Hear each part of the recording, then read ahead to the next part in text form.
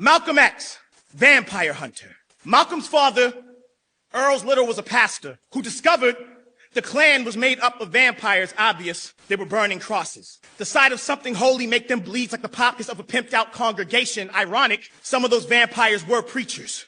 A communion where crackers put your sins for sale. Bled Christ dry. That's why in all the pictures he's pale. They came after Earl. Crucified him on the train tracks. Bright lights became black. They put him under. All he left was a manual for Malcolm on how to become a hunter. He earned the name Detroit Red for all the undead he bled.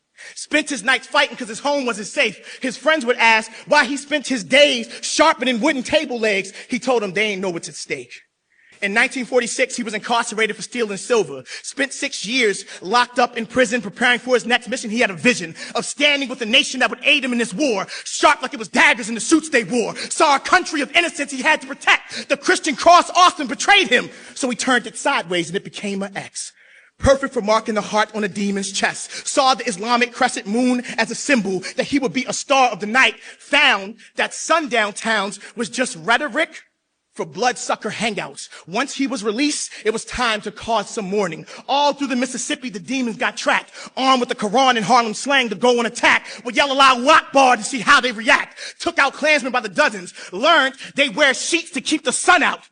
Don't a white hood look just like fangs? So Malcolm brought the gun out. Don't a sunrise look just like bang? When they ran out of ammo, the Klan would turn to bats. Malcolm had twin blades, smoke and stack. An AR-15, when he ain't want to put hands on them, bullets made from Plymouth Rock, let it land on them. In the dead of night, he put the dead away. Black man, white Klan, the sword segregates holy water from poison water. The inner city faucets had been led astray. In the absence of God, we follow bullets, led astray. In his final days, he went to Mecca to battle the head vampire, J. Edgar Hoover. Who else?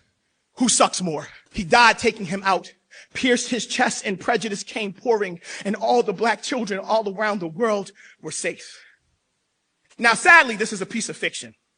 I just thought if I write about monsters as actual monsters, you would finally get it, but how naive.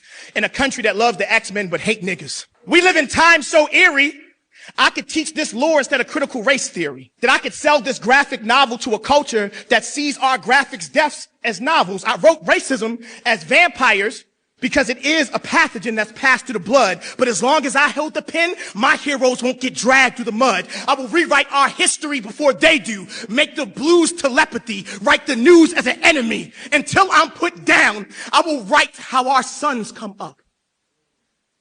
Until they are put back in the light. And we finally remember all of those of us who died for the fight.